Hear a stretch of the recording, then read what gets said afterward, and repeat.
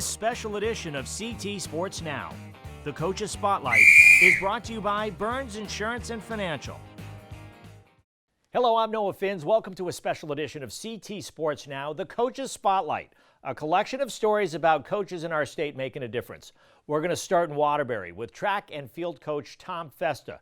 The longtime coach feels best when he's making his young athletes their best.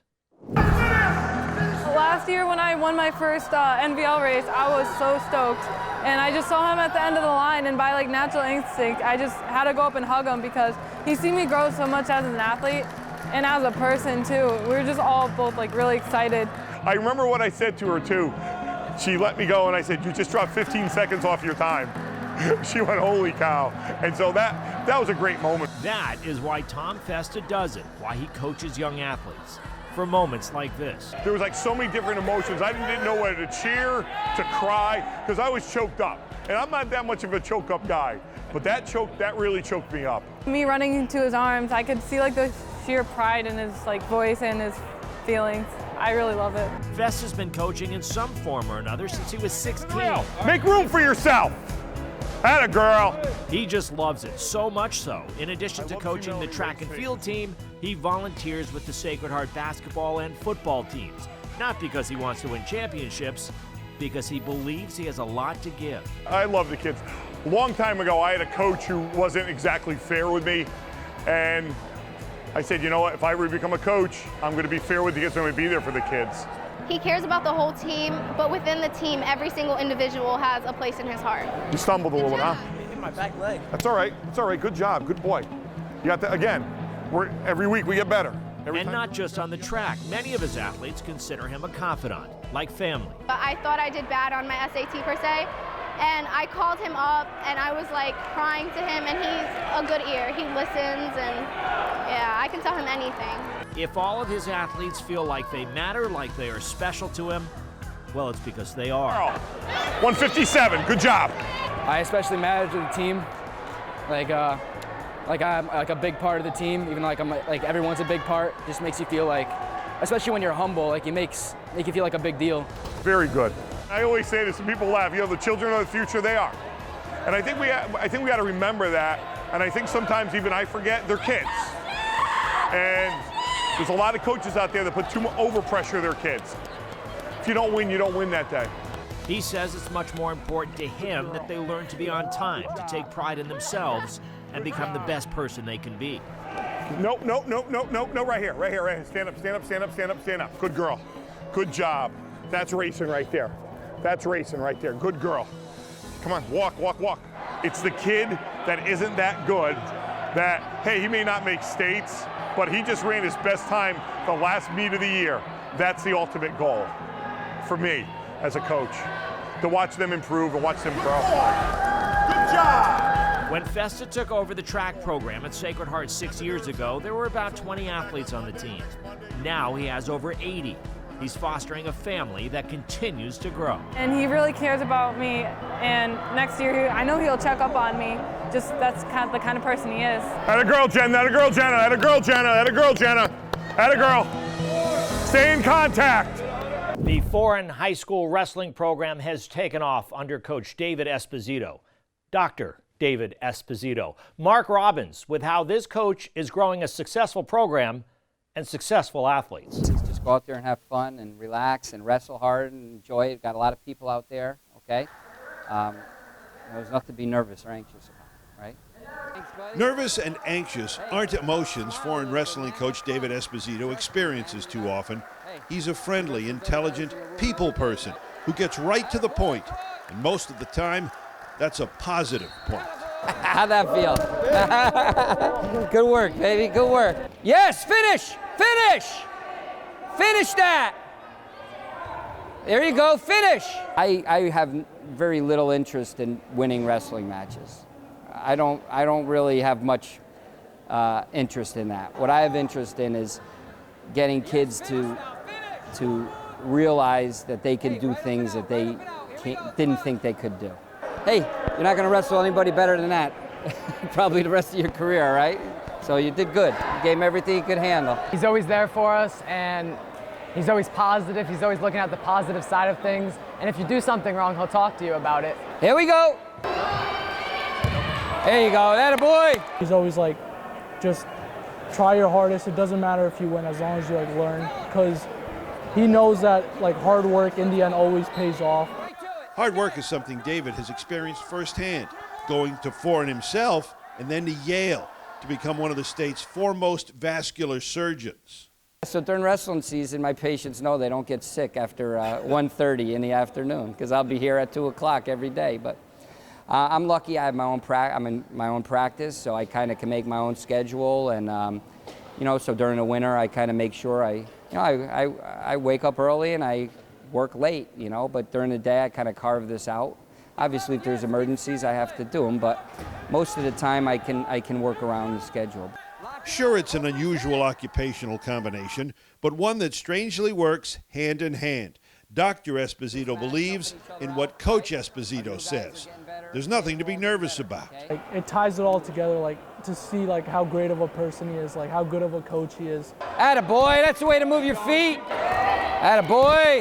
I would not be who I am today if I wasn't a student athlete. I would not be where I am today. You know, the things I learned from athletics, the discipline, the time management, the teamwork, those are what makes me a good surgeon. 18 seconds, get right out, let's go. Right out, let's go. Atta boy. I want the kids to know, I mean, it's important to me to be there every day for them. And so, you know, I want it to be important to them to be there every day for each other. On 3, Papa Z. 1, 2, 3, Papa Z. On 3, KJ. 1, 2, 3, KJ. On 3, Brogan. 1, 2, 3, Brogan. He's a great coach. That's the one way I can really put it. He's our friend when we need him to be our friend, and he's also a great coach. He's hard on us when we need him to be hard. Other than that, he's awesome. Look, man, I'm proud of you. Have a good year, huh? Yeah. During those long days and nights in med school, David says he never envisioned becoming a high school wrestling coach. But now, 5 years in, he can't imagine giving it up. As long as they'll have me, I guess. Yeah, I mean, I love it. Like I said, this is the best part of what I do on a day. You know, I love it. As long as the kids are still responding to me, I'll do it as long as they'll have me here. Okay? We're going to take a break, but when this special edition of CT Sports Now returns, a milestone for one coach and a new team for another. I'm looking forward to it. I'm eager. It's a challenge, but I'm not sure what to expect. When you fly, when it comes in, fly, go deep, go deep. Welcome back to this Coach's Spotlight edition of CT Sports Now. Jackie Denardo's been at Danbury High School coaching the girls basketball team over 30 years and now has over 500 wins, a major milestone, which to her equates to an opportunity to inspire more girls. Congratulations. Well deserved. All right, you know.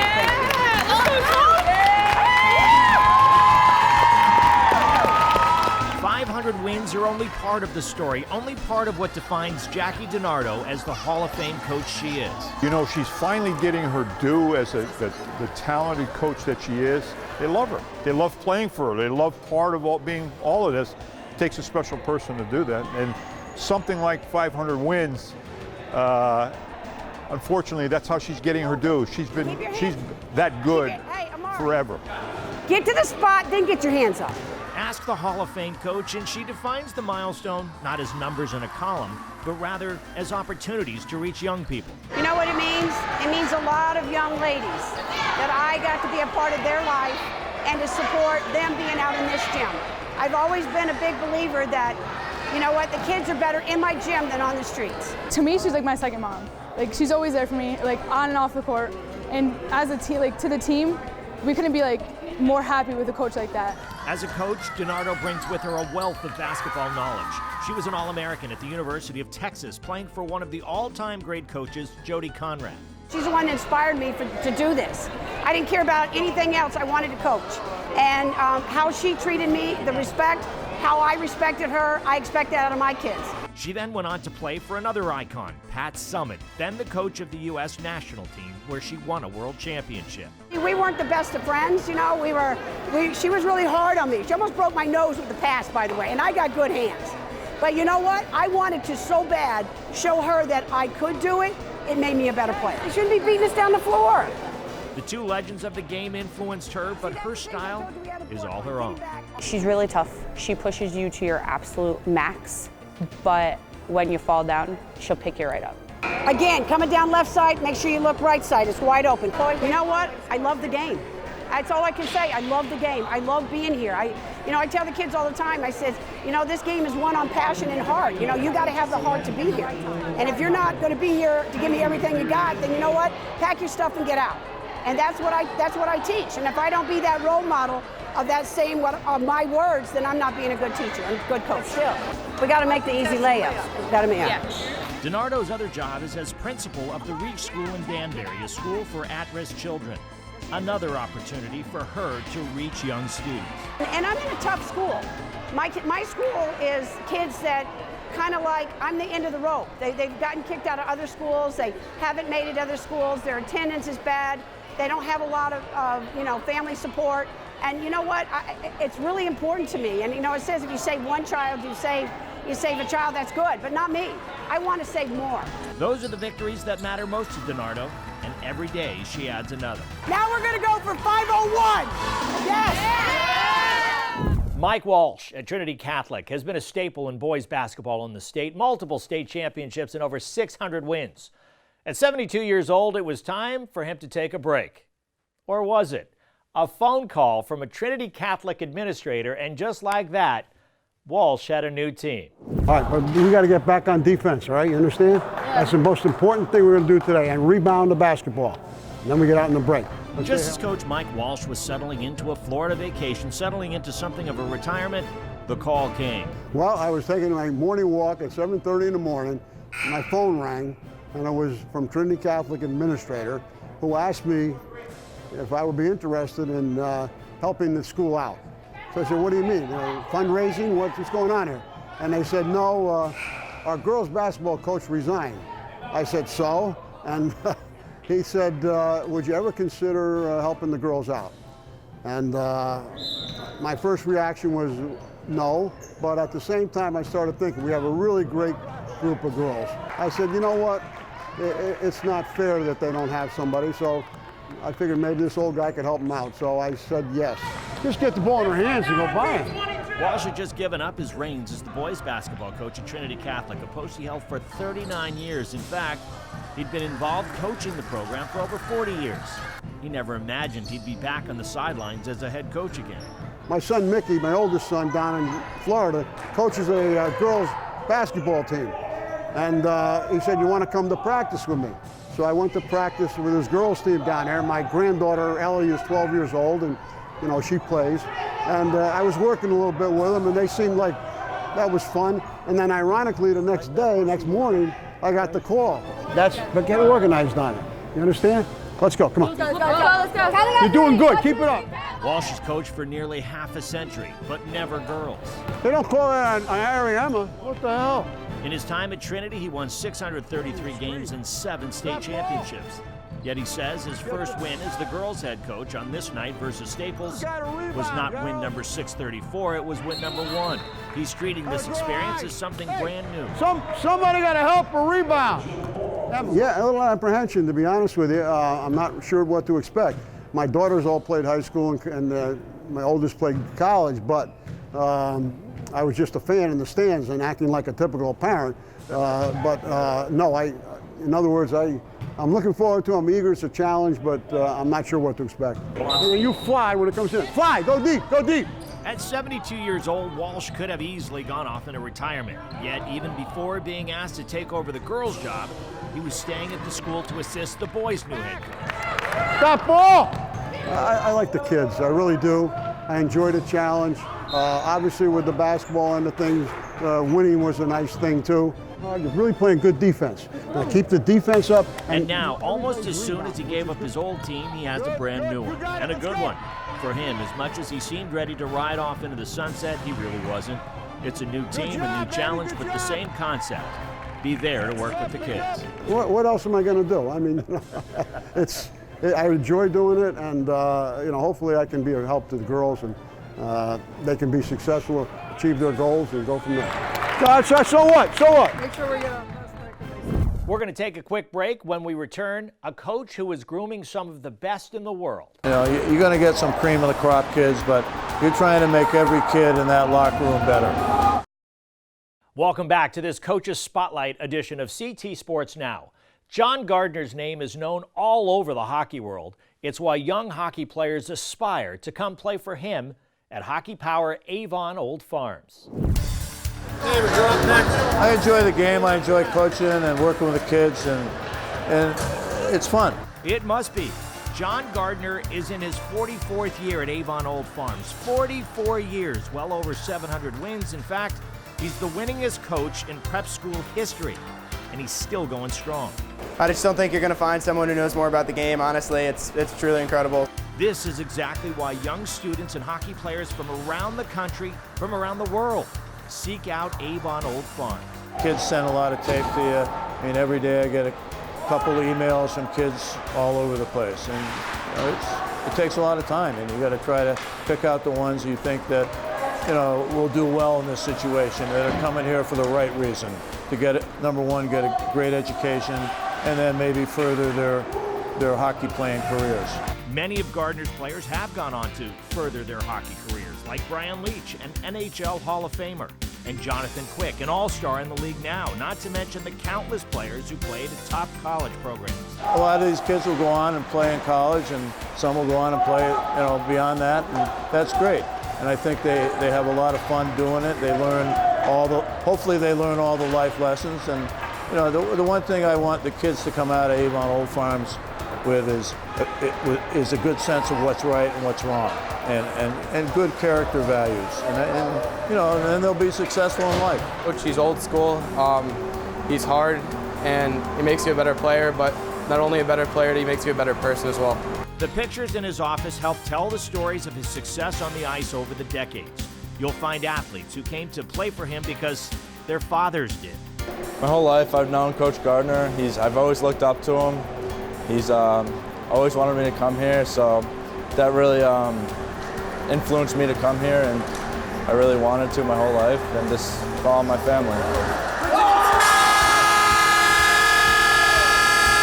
Gardner is super competitive, hates to lose, but talk to him and you'll see what's most important is that his athletes have the tools to win in life.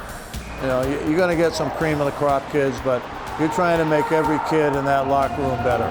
For nearly half a century, he's touched kids as a coach, and he tries to never lose perspective, something he says his wife reminds him of every day. Enjoy the process. My wife says that to me every time. Don't focus on the outcome, enjoy the process. And I'm going, yeah, but you want to win. He's done plenty of that, win. When it comes down to it, it's the process and interaction with the young athletes that keeps him coming back year after year. Time for another timeout, but when this Coach's Spotlight edition of CT Sports Now returns, a coach who gives all he's got to keep his program alive. So to get out, it's literally survival mode. Work your cradle, work your cradle! The negative influences in Bridgeport are greater than most of us will ever know, which is why Harding High School coach Eddie Santiago sees firsthand the need for positive activities. And he knows the dire ramifications if there wasn't a wrestling team, which is why, when the school defunded the program, he found his own way to fund it, which means, among other things, working for free. Nice job, babe. Nice job. Kick up. Kick the leg up. Other high school coaches around the state don't have the burden of Harding's Eddie Santiago. Tight waist ankle right. Let's go. His school can't afford to fund his wrestling team. Well, some coaches may have accepted the fate, but Santiago knows all too well how important this program is to these kids. It's a tough situation here. We come from a tough demographic. We come with high-risk youth that are susceptible to gangs, poverty, and a lot of drug activity that's around our community. Without him and the rest of the coaches and with sports, I don't know what I would be doing right now. Sports just helps me to stay out the streets and keep all that negativity that's around my city out my head, and I just focus on school and sports. Go right to work, get busy, let's go. And so Santiago found a way to fund the program through donations through the nonprofit adversity to prosperity. We had people see our story and really be encouraged and inspired by what we're doing here with the Harding Wrestling program. And every year we were trying to raise funds to sustain it, and we've been successful the last 3 years. And this year our coaching staff is not taking a paycheck because we didn't raise enough funds to get paid, but we wanted to continue with the program. Get the hands off. You're down. That's right. Santiago and assistant coach John Ramos don't get paid for their hours of work. Haven't for a couple of years. Tells you that he actually cares. He knows that it's hard in Bridgeport. He wants you to get out of here. Go to college for this. He tells me all the time that I could go to college for this sport. And this is my way of getting out of Bridgeport and going to do something better for myself. You turn on the news and you just see some of the tragedies that have happened in Bridgeport, especially with the gun violence. So to get out, it's literally survival mode.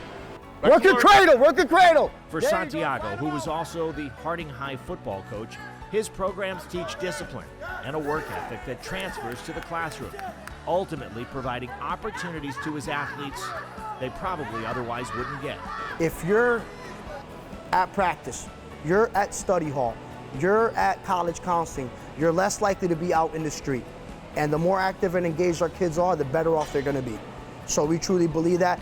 We exhaust them so much that hopefully by the time they get home, homework's done, they're tired from practice, all they wanna do is eat and go to bed. Run that soldier boy! Keep them in!